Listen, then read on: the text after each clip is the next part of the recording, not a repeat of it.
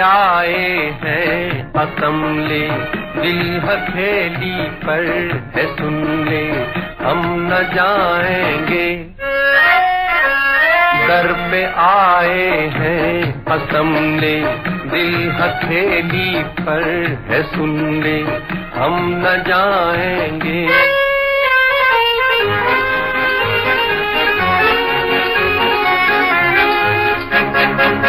जिंदगी में तो किसी से प्यार करना था जरूर, प्यार करना था जरूर।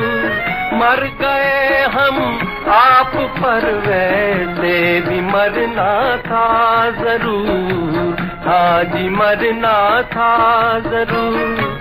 जान लब पर है कसम ले, सांस जब तक है तो सुन ले, हम न जाएंगे। दर पे आए हैं कसम ले, दिल हथेली पर है सुन ले, हम न जाएंगे।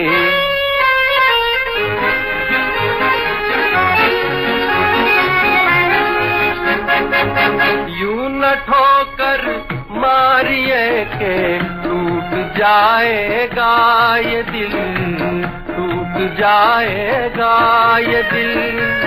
आप पछताएंगे फिर ना हाथ आएगा ये दिल, हाथ आएगा ये दिल। ले इसी दिल की कसम ले, खाक होकर भी तू सुन ले, हम न जाएंगे। दर पे आए हैं कसम ले, दिल हथेली पर है सुन ले, हम न जाएंगे।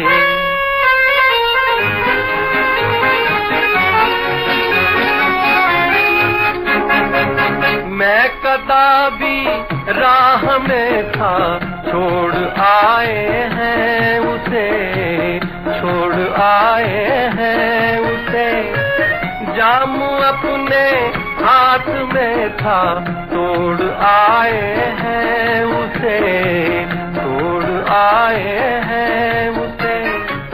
तेरे प्यासे हैं कसम ले, दूर से आए हैं सुन ले, हम न जाएंगे। दर पे आए हैं कसम ले, दिल हथेली पर है सुन ले, हम न जाएंगे।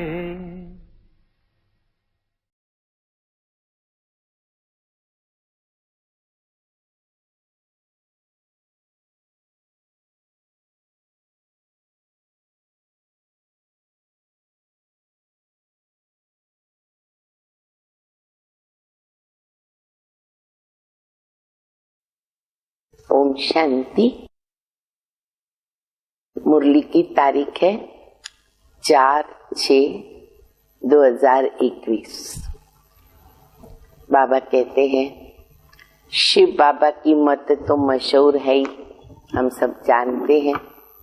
बाबा हमें गीता का ज्ञान देते, जिस शास्त्र के अंदर भगवानु वाच्य है, अर्थात भगवान हमें सुना सकते हैं, बता सकते हैं, श्रीमत देते हैं। लेकिन बाबा कहते साथ साथ ब्रह्मा बाबा की मत भी बहुत मशहूर है। हम सभी ने कहावत सुनी भी होगी, अनुभव भी किया है। अज्ञान काल में जब कोई व्यक्ति को बड़े लोग समझाते हैं, या बच्चे होते हैं कुसंग में जाते या कोई गलत काम करते, तो माता पिता आदि समझाते हैं, बच्चे नहीं समझते, तो माता पिता के दिल से मन से निकलता है कि ईश्वर तुमको सद्बुद्धि देवे, मत देवे, अच्छी मत देवे। फिर कोई व्यक्ति बिल्कुल भी नहीं सुधरता, तो उसके लिए कहते हैं कि इसको तो ब्रह्मा भी नीचे उतर करके आके समझाएगा ना, तो भी वो नहीं समझेगा। अब कहावत तो हमने सुन ली, देख ली, बोल ली, अब हमें प्रैक्टिकल में उसका अर्थ समझ में आता है। शिव बाबा ब्रह्मा के द्वारा हम बच्चों को श्रीमत देते हैं। ब्रह्मा बाबा भी हमारे अलौकिक पिता है, प्रजापिता ब्रह्मा, दोनों भी साथ में हैं। शिव बाबा अगर श्रीमत देते हैं, कैसे देंगे? ब्रह्मा के द्वारा ही देंगे। तो शिव बाबा समझाते हैं, ब्रह्मा बाबा समझाते हैं। अगर कोई नहीं समझता तो वो नहीं समझता, अर्थात शिव बाबा ने भी बोला, ब्रह्मा बाबा ने भी बोला, फिर भी कोई नहीं समझ सकते हैं। तो बाबा कहते दोनों की श्रीमत है और दोनों की श्रीमत मशहूर है। हम भाग्यशाली हैं बाबा के बच्चे, जिनको बाबा ने अपना बनाया और श्रीमत दे रहे हैं। फिर बाबा कहते मैं नंबर 1 ट्रस्टी हूं। क्यों? मुझे कोई आसक्ति नहीं। तुम जो भी भक्ति मार्ग में करते आए, ईश्वर अर्थ इंश्योर हो जाता है। एक जन्म के लिए उसकी प्राप्ति होती है, फल मिलता है। और अगर हम अभी बच्चे डायरेक्ट बाबा के पास आकर के बाबा के सहयोगी बनते हैं तो 21 जन्मों के लिए हमारा इंश्योर हो जाता है। तो बाबा कहते मैं हूं नंबर 1 ट्रस्टी।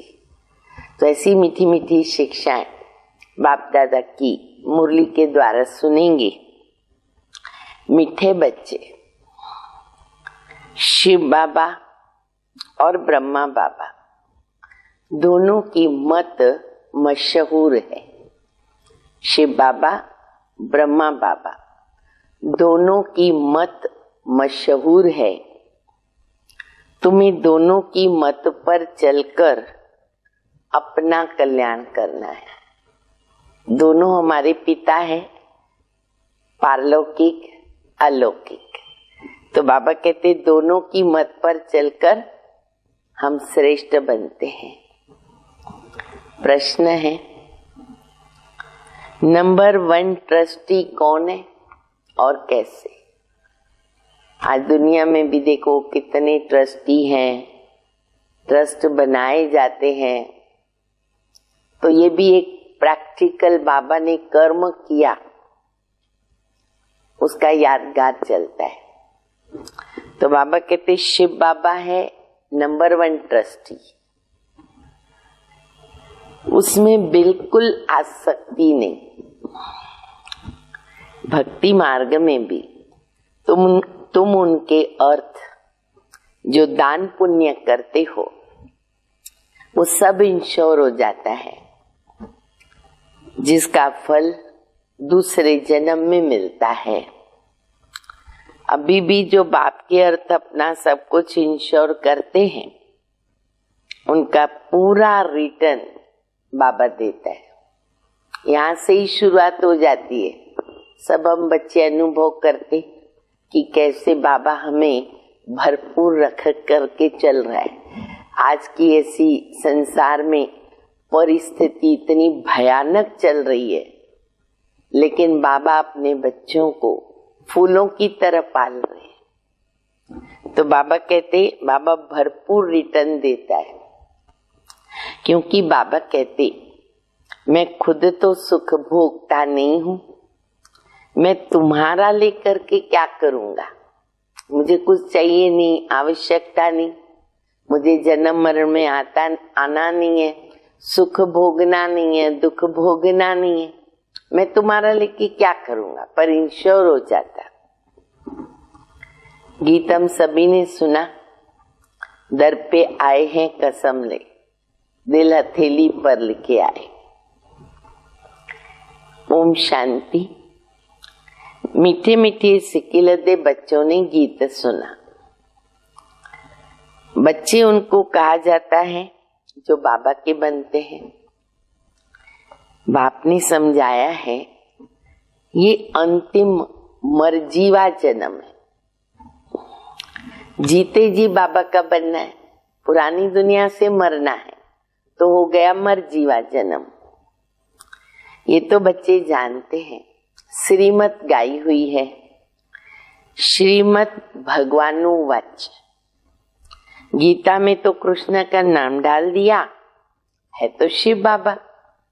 बहुत बड़ी भूल ये हो गई, लेकिन बाबा कहते श्रीमत तो मैं देता हूं। अच्छा, शिव बाबा के बाद फिर ब्रह्मा, उसके बाद कृष्ण।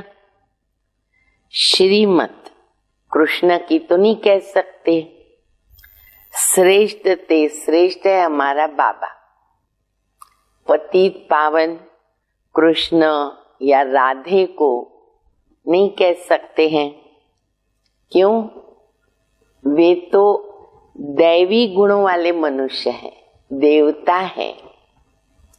मनुष्य को पतित पावन नहीं कह सकते। सतयुग में तो ऐसे नहीं कहेंगे ना, पतित पावन आओ। भक्ति नहीं, बुलाते नहीं, क्योंकि दुख नहीं, पतित कोई है नहीं। पतितों को पावन बनाने वाला एक बाप है, जिसकी श्रीमत पर तुम चल रहे हो। देखो बाबा कितना नशा चढ़ा रहे। तुमको पावन बनाने वाला बाबा मिला, श्रीमत मिल रही है और हम पावन बन रहे। प्रजापिता ब्रह्मा की मत भी मशहूर है, श्रीमत भी मशहूर है, परंतु उसमें भूल कर दी, जो बाप के बदले कृष्ण का नाम डाल दिया। सब धर्म वालों का एक ही बाप है। कृष्ण को तो सब नहीं मानेंगे ना, सब धर्म वाले नहीं मानेंगे, पर लाइट, ज्योति, पॉइंट, जिसको कहते गॉड फादर, अल्लाह, उसको सब धर्म में मानेंगे।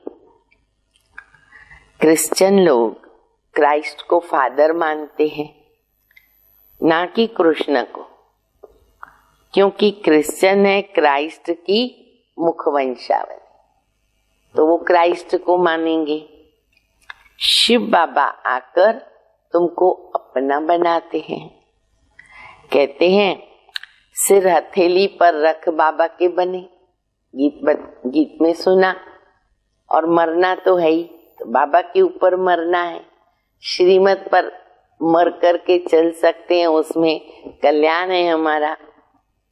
तो सिर हथेली पर रख के बाबा के बने, उनके डायरेक्शन पर चलना पड़े। तुम्हें बाबा को अपनी मत देने की दरकार नहीं है। तुम्हें बाबा को अपनी मत देने की दरकार नहीं। कई बच्चे, हाँ, कोई ऐसे निकले, बाबा को भी अपनी राय दे देते। वह तो खुद मत देने वाला है। हमारी तो मनुष्य मत हो गई ना, तो बाबा कहते मैं तो मत देने वाला और मेरी है श्रीमत। ये तो सब बच्चे हैं। शिव बाबा नामी ग्रामी है। वह जो भी मत देंगे, जो कुछ करेंगे राइट। गॉड इज राइट है, गॉड इज ट्रूथ है, तो वो जो भी करेंगे वो राइट करेंगे। इस ब्रह्मा को भी मत देते कि ये करो। ब्रह्मा को भी ब्रह्मा किसने बनाया? श्रीमत किसने दी? शिव बाबा ने दी। तुम्हारा कनेक्शन शिव बाबा से है। कोई का भी अवगुण नहीं देखना है, ये नोटेड पॉइंट है। श्रीमत है बाबा की। कौन सी श्रीमत है? बच्चे किसी का भी अवगुण नहीं देखो। दिखाई तो देगा ना, क्योंकि कर्म करते हैं तो दिखता है, पर अभ्यास क्या करना है? देखते हुए न देखे, उनके गुणों को देखे। किसी के अवगुण को मत देखो, श्रीमत पर चलना है। शिव बाबा है निराकार, उनका ये घर तो है नहीं। तुम यहाँ पुराने घर में रहते हो, फिर स्वर्ग में जाकर अपने घर में रहेंगे। शिव बाबा कहते मैं तो नहीं रहूंगा ना, न वो सतयुग में रहेंगे न वो कलयुग में रहेंगे। मैं तो इस समय थोड़े टाइम के लिए आता हूँ, मेहमान बनकर आता हूँ, मुसाफिर बन के आता हूँ, थोड़े समय के लिए लोन लेता हूँ। तुम हो सच्चे सच्चे रूहानी सैल्वेशन आर्मी, आज का टाइटल है सैल्वेशन आर्मी। कौन से? रूहानी सुप्रीम रूह बाबा डायरेक्शन देते, हूबहू ड्रामा प्लान अनुसार कल्प पहले मोहफत। कल्प कल्प जो डायरेक्शन देते होंगे ना वही देते हैं। रात दिन गुह्य बातें सुनाते रहते। हर मुरली के अंदर बाबा की गुह्य बातें हैं, गहरी बातें हैं। अगर हम उनका मंथन करते, मुरली का अच्छी तरह अध्ययन करते हैं ना एकाग्र चित्त होकर, तो हमें गुह्य बातें बहुत समझ में आती है, पढ़ने मिलती है और उसका आनंद आता है।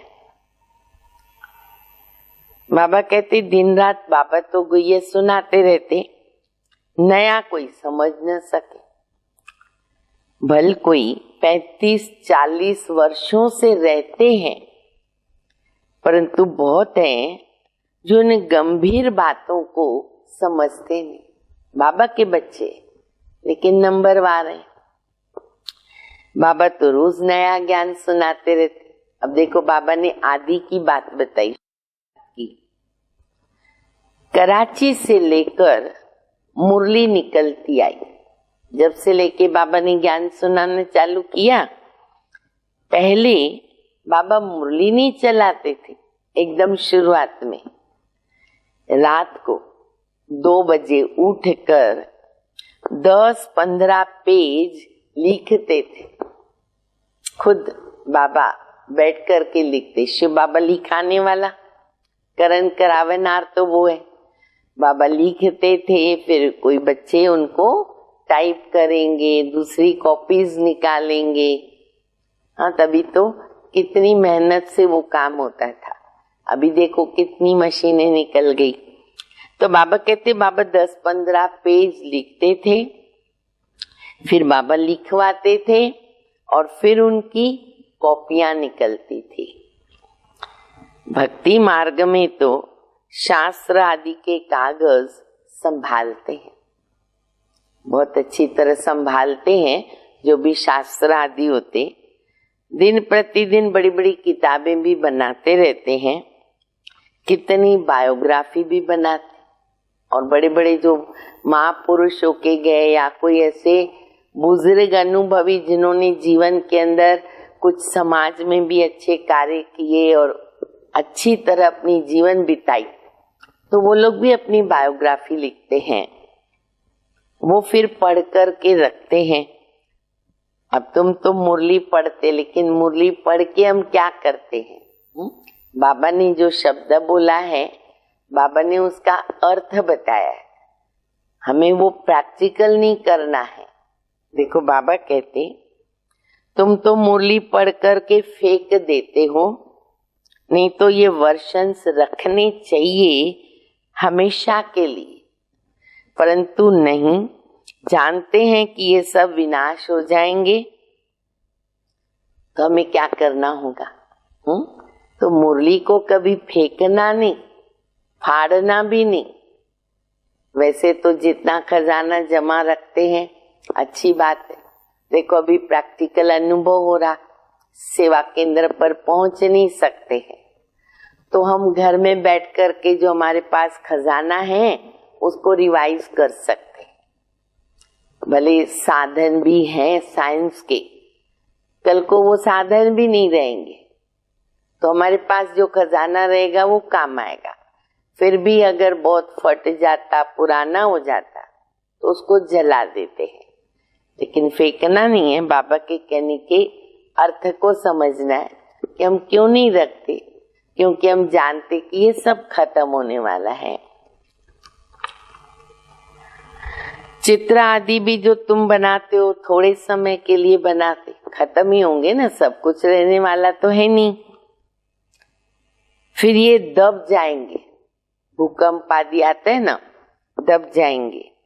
फिर वहां न शास्त्र रहते हैं न चित्र आदि कुछ रहते हैं। फिर ये जो कुछ चल रहा है वो कल्प के बाद होगा। एक बार हमने सुना हुआ था कि कैसे पुराने समय, आदि समय जो दादियाँ थी वो बहुत अच्छी पॉइंट्स बाबा की लिखती थी, चोपड़ी बनाती थी, अपना नोटबुक में लिखती थी। तो उनके नोटबुक्स जमा हो गए। जब वो लोग कराची से भारत आ रहे या उस समय पर ट्रांसफर इधर उधर होते रहे, तो अभी वो इतना वजन, इतना बोझ, तो बाबा ने क्या किया, एक खड्डा खुदवाया। अब इतने 300 बाबा के बच्चे, उनकी इतनी डायरियां जमा थी, कितने बरस, कितना लिखते लिखते कितनी जमा हो जाएगी। तो बाबा ने कहा उस खड्डे के अंदर सब डाल दो। तो बोला बाबा ऐसे कैसे होगा, थोड़ा दिल में ऐसे ऐसे होने लगा कोई कोई को। बाबा ने कहा बच्चे चिंता नहीं करो, यही तुमने जो इतनी मेहनत करके लिखा है ना, ये द्वापर युग में जब बाहर आती है ना, इनके द्वारा ही शास्त्र बनते हैं। तो कुछ भी वेस्ट नहीं जाता। तो लिखना भी बहुत जरूरी है, अध्ययन करना भी बहुत जरूरी है। शास्त्र आदि फिर द्वापर में शुरू होते हैं। ग्रंथ भी आगे हाथ से लिखा हुआ बहुत ही छोटा था, अब कितना बड़ा बनाया।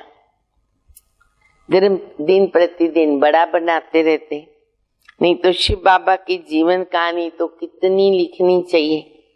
अभी तुम बच्चे जानते हो, परम पिता परमात्मा की जीवन कहानी हम जानते हैं। बाबा बैठ समझाते कि मैं भक्ति मार्ग में क्या करता हूँ। बाबा अपना सब समाचार देते। तो बाबा कहते बच्चे मैं भक्ति मार्ग में क्या करता हूँ, भक्ति मार्ग में भी इंश्योरेंस करता हूँ। बिजी हो जाते बाबा हम बच्चों की सेवा में, इंश्योरेंस करता हूँ। ईश्वर अर्थ, मनुष्य दान पुण्य करते ना, कहते इसने दान पुण्य किया। ईश्वर अर्थ, ईश्वर ने बड़े घर में जन्म दिया, कोई अच्छे घर में जन्म लेते, कहते ये आत्मा भाग्यशाली, कर्म अच्छे किए हैं। भक्ति मार्ग में धर्मात्मा बहुत होते हैं। ईश्वर अर्थ, श्री कृष्ण अर्थ, दान पुण्य करते हैं। तो बाप समझाते हैं मैं बच्चों को दूसरे जन्म में अल्पकाल के लिए फल देता आया हूँ। ये भक्ति मार्ग का नियम है, एक जन्म में उसका फल मिलता, अच्छा व बुरा दोनों भी फल मिलते। अच्छा भी मिलता, बुरा भी मिलता, इसलिए संभालना है बुरा न हो जाए। कितना इंश्योरेंस हुआ। जो जैसा कर्म करते हैं उस अनुसार फल मिलता है। माया उल्टा काम भी कराती है, जिनसे फिर दुख को पाते हैं। अब मैं तुमको ऐसा कर्म सिखाता हूँ जो कभी दुख नहीं होगा, और माया ही वहां नहीं रहती है। बाकी है मर्तबा, जो जितना इंश्योर करे। स्वर्ग तो बाबा कहते मैं बना के दे देता हूँ, वहां कोई भी प्रकार का दुख है नहीं। बाकी रहा पद पाना, वो हमारे पुरुषार्थ पर डिपेंड है। जितना हम इंश्योर करेंगे उतना रिटर्न मिलता। बाप तो देखो कैसा ट्रस्टी है। कहते हैं ये सब कुछ बच्चों के लिए है। तुम्हारा सारा कनेक्शन शिव बाबा से है। बाबा कहते मैं सच्चा ट्रस्टी हूँ, मैं खुद सुख तो लेता नहीं हूँ, बच्चों को सारी राजधानी दे देता हूँ। लौकिक बाप भी बच्चों को सब कुछ वर्षे में देके जाता है ना। चुप भी कुछ होगा ना, बाप अपने बच्चे के नाम कर देगा। मैं तो स्वर्ग में कुछ भी नहीं लेता, तुमको सब दे देता हूँ। तो तुम्हारा कनेक्शन सारा शिव बाबा के साथ, क्योंकि फल तो वही देगा बाबा। ये बाबा कहते मैंने भी तो फुल इंश्योर कर लिया। कौन? ब्रह्मा बाबा, पूरा इंश्योर कर दिया। तन मन धन सब बाबा की सेवा में। सिंधी में कहते, सिंधी में कहावत है, हाथ जिसका ऐसा वो पहला पूर्व पहुंचता है। ऐसा माना देने वाला, ऐसा लेने वाला नहीं। तो वो पहले मंजिल पर पहुंच जाता है। हाथ जिसका ऐसा दाता के रूप में, वो पहला पूर्व पहुंचेगा। बाप को तो सब इंश्योर करना है। 2 मुट्ठी चावल दिया, महल मिल जाता। क्या बाबा देते देखो रिटर्न। अभी देखो मकान बना। बाबा जब से लेके भारत में आए, माउंट आबू में कंस्ट्रक्शन स्टार्ट हो गई, आज तक चल रही है। तो तभी मकान बनना चालू हुआ तो बाबा कहते कोई ने 1 रुपया भेजा। तब तो 1 रुपए की बहुत वैल्यू थी। तो जो बाबा के गरीब बच्चे, उसमें से कोई ने 1 रुपया भेजा, बोला हमारी ईंट लग जाए। तो बाबा ने उसको लिखा, तुमको सबसे अच्छे महल मिलेंगे क्योंकि तुम गरीब हो और मैं हूं गरीब निवास। गरीब का 1 रुपया, शाहूकार का 10,000, दोनों को एक ही मर्तबा मिलता। देखो इतनी भगवान के पास गणित है, हिसाब है।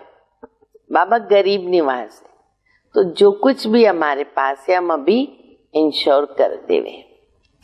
शाहूकार तो बहुत ही मुश्किल आते, सबसे कन्याएं तो बिल्कुल फ्री है। नंबर 1 देखो, मम्मा चली गई, उनके पास तो कुछ भी नहीं था, गरीब के घर की थी, नंबर 1 बनी। इसने सब कुछ दिया। किसने? ब्रह्मा बाबा ने सब कुछ दिया। फिर भी कहने में क्या आता है? पहले लक्ष्मी फिर नारायण, लक्ष्मी नारायण। नारायण लक्ष्मी कहेंगे शोभा नहीं देगा। राधे कृष्ण पहले राधा, सीता राम पहले सीता। बाबा ने बहनों को आगे रखा। हालांकि मम्मा बाबा कहते हैं देखो गरीब घर से आए फिर भी नंबर 1 गए। कितना वंडरफुल खेल है। तो कभी किसी बात में ना संशय नहीं लाना।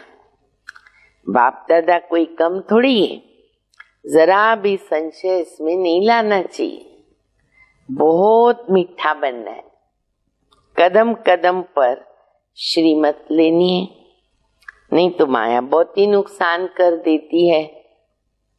बच्चों को कितने डायरेक्शन देने पड़ते हैं। बाबा कहते पूरा समाचार लिखो। बाबा को समाचार बराबर लिखेंगे, डायरेक्शन बराबर मिलेंगे, श्रीमत बराबर मिलेगी।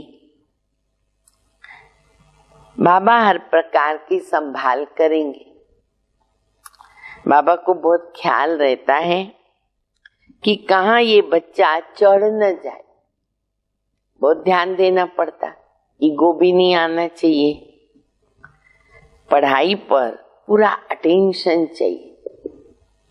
हमें most beloved God fatherly student, noted point है। हम कौन है? Most beloved God fatherly student. कितना अच्छा टाइटल है। भगवानों अच्छे भी लिखा हुआ है, परंतु नाम कृष्ण का डाल दिया। कृष्ण भी सभी मनुष्यों से ऊंचे ते ऊंचे ठहरा न, फर्स्ट प्रिंस, झाड़ का पहला पत्ता। कृष्ण का नाम देते, नारायण का क्यों नहीं? राज्य तो नारायण करता है, महाराजा नारायण बनता है। फिर बाबा कहते कृष्ण का नाम क्यों डाला उसके अंदर? वो तो छोटा बच्चा है। तो उसका कारण बाबा बता रहे हैं। कृष्ण है बालक। छोटेपन में बालक तो सतो प्रधान होता है ना, फिर बचपन से युवा अवस्था आती है, फिर वृद्ध अवस्था आती है। तो बच्चों की ही महिमा करते हैं क्योंकि वो पवित्र होते। कलह युग के अंत तक भी छोटे बच्चे होते हैं, वो ज्यादा प्यारे लगते क्योंकि पवित्र होते। जैसे जैसे बड़े होते विकार बढ़ते जाते। तो इसीलिए बाबा कहते वो तो कृष्ण पहला प्रिंस, तो कितनी उसकी महिमा होगी। बालक ब्रह्म ज्ञानी समान कहते हैं। बच्चे से कोई पाप नहीं होता, इनोसेंट होते।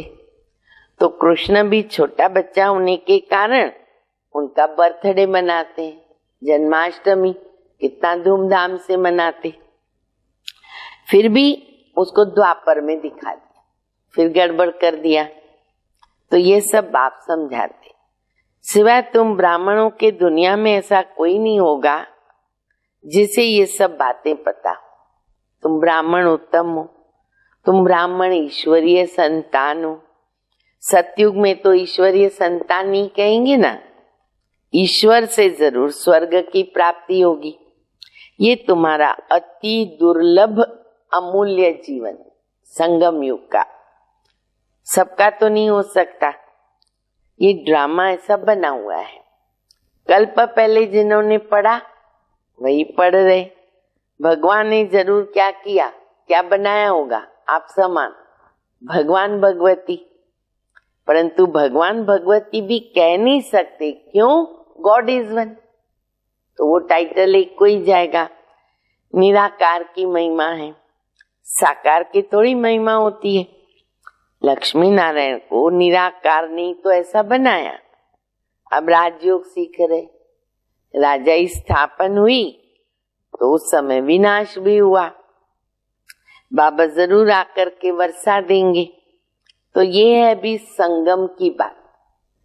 शिव बाबा आते हैं तब खेल पूरा होता और फिर कृष्ण का जन्म होता। विनाश और कृष्ण का जन्म। मनुष्य तो बेचारे मूंझे हुए, तब तो बाबा को आकर समझाना पड़ता है ना। परम पिता परमात्मा ब्रह्मा के द्वारा शास्त्रों का सार बताते। अभी तुम जैसे ना मास्टर नॉलेजफुल बन गए ना, हम सभी मास्टर नॉलेजफुल। आत्मा की महिमा है, ज्ञान का सागर, आनंद का सागर, ब्लिसफुल। ये किसकी महिमा है? बाबा की। हमें ज्ञान स्वरूप।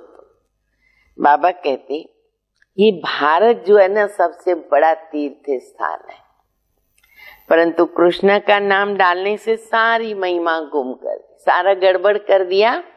ये बाबा के बदले बच्चे का नाम डाल दिया। तो बाबा कहते नहीं तो भारत भी तीर्थ स्थान है और गीता की कितनी महिमा है। नहीं तो सभी शिव के मंदिर में फूल चढ़ाते, सबका सदगति दाता तो वो एक ही है। आधा कल्प तुम प्रारब्ध भोग कर नीचे आते हो, सबको तमो प्रधान तो बनना है ना। तो बाबा कहते तुम बच्चों के लिए अभी मैं नई दुनिया स्थापन करता हूँ, उसमें मैं नहीं आता हूँ, सब तुम बच्चों के लिए। जो कुछ भी मैं कर रहा हूँ बच्चों के लिए। साफ बात है। मनुष्य तो अपने लिए करते हैं ना, मनुष्य तो स्वार्थी होते। फिर कहते हम तो निष्काम करते हैं, पर निष्काम कोई कर ही नहीं सकता बाबा के सिवाय। हर चीज का फल मिलता है, चाहे कि न चाहे मिलता है। मैं तो तुम बच्चों को अविनाशी ज्ञान रत्न देता हूँ, तुम्हारे लिए वैकुंठ लाया हूँ। बच्चों को सावरंटी का सोविनियर देते हैं, तो वह लेने के लिए लायक तो बनना चाहिए। स्वर्ग का मालिक बनना है। हथेली पर बेडशीट देता बाबा। सेकंड में जीवन मुक्ति, सेकंड में बादशाही। दिव्य दृष्टि दाता है शिव बाबा। सेकंड में वैकुंठ ले जाते बाबा, एक सेकंड में। इस बाबा के हाथ में कुछ चाबी नहीं है, किसके? ब्रह्मा बाबा की। ये चाबी केवल बाबा के पास है, शिव बाबा के पास। बाबा कहते मैं तुम बच्चों को राजा ही देता हूँ, मैं नहीं करता। कितनी बार आज बाबा ने बताया, मैं नहीं राजा बनता, न स्वर्ग में आता। फिर जब तुम भक्ति मार्ग में जाएंगे ना, तब तुमको दिव्य दृष्टि से मैं बहलाता हूँ। ये चाबी क्यों रखा बाबा ने? बच्चों के खातिर। हमें बाबा बहलाते भक्ति मार्ग में, कितना अच्छी तरह समझाते। ऐसा बाबा कल्प कल्प कल्प के संगम युग पर एक ही बार आता। बनी बनाई बन गई, अब कुछ बनने नहीं। जो कुछ होता ड्रामा में नूंद है, उसको साक्षी होकर के देखो। बाबा बहुत अच्छी तरह समझाते हैं। बच्चे मैं तुम्हारा इंश्योरेंस मैग्नेट हूं, तुम्हारी एक पाई भी नहीं गंवाता हूं। एक एक पाई का हिसाब देता है बाबा हम बच्चों को, रिटर्न देता है। कौड़ी से तुमको हीरे तुल्य बनाता हूं। ये सब शिव बाबा करते हैं, पर कैसे? इनके द्वारा करण करावनहार, निराकार, निरंकारी वो है। गॉड फादर कैसे बेड पढ़ाते? ऐसे नहीं कहते चरणों में आके पढ़ो, मेरे चरणों में पढ़ो। बाबा ओबीडियंट सर्वेंट, देखो निरंकारी बाबा सर्वेंट। बाबा कहते जिसको मालिक बनाया वो सुख भोग भोग करके अभी दुखी हो गए। सुख भी तो बहुत मिलता है, इतना सुख कोई और धर्म में नहीं होता। ऐसे नहीं कह सकते कि भारतवासियों को क्यों, और ने क्या किया, हमको क्यों नहीं मिला इतना सुख। अरे इतने ढेर मनुष्य हैं, सब तो नहीं आ सकते ना। ये ड्रामा बना हुआ है।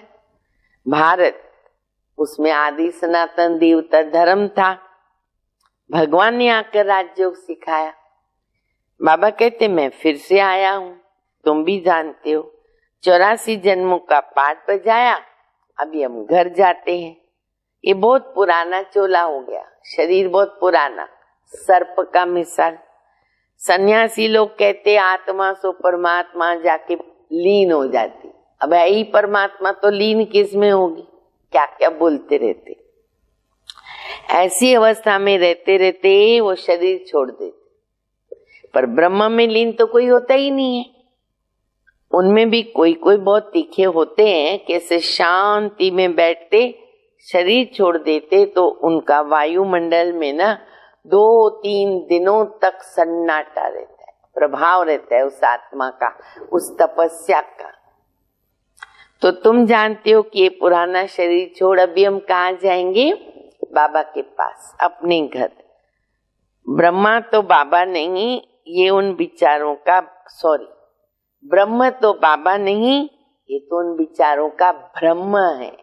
ब्रह्म में लीन हो जाएंगे, ये है ब्रह्म। अच्छा, मीठे मीठे सिक्के लदे बच्चों प्रति माता पिता बाप दादा का याद प्यार, गुड मॉर्निंग। रूहानी बाप की रूहानी बच्चों को नमस्ते। हम रूहानी बच्चों की रूहानी बाप को, माता पिता बाप दादा को याद प्यार, गुड मॉर्निंग और नमस्ते। धारणा के लिए मुख्य सार है पहला, इस ड्रामा की हर सीन साक्षी होकर देखनी है, क्योंकि बनी बनाई बन गई। हमारे सोचने से कुछ बदलने वाला नहीं। कभी किसी बात में संशय नहीं उठाना, इसलिए संशय उठा के नुकसान करेंगे। क्यों, क्या, कैसे। दूसरा, बाप इंश्योरेंस मैग्नेट है, इसलिए तन मन धन बाबा की सर्विस में सफल करके भविष्य बनाए।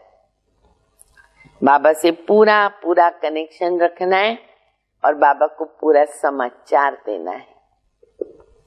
वरदान, कम शब्दों द्वारा ज्ञान के सर्व राजों को स्पष्ट करने वाले, कम शब्दों में यथार्थ और शक्तिशाली भव।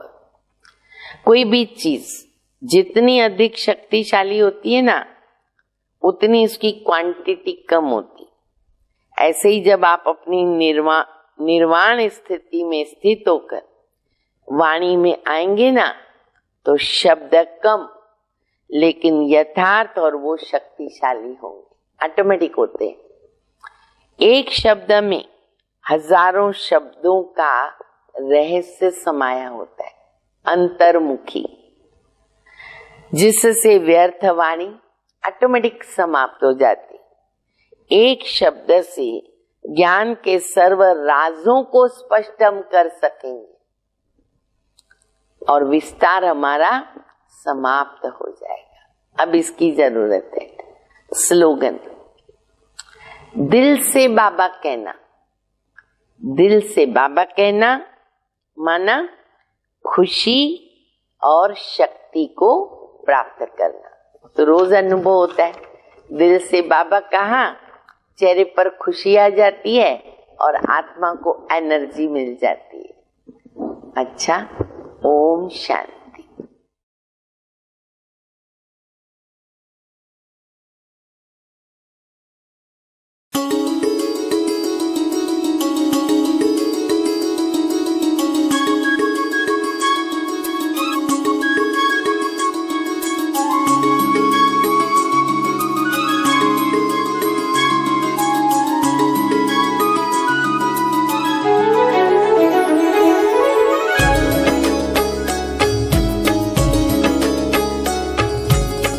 तेरी पनाहों में पलते हैं, तेरी पनाहों में पलते हैं, तेरी ही राहों में चलते हैं, तेरी ही राहों में चलते हैं।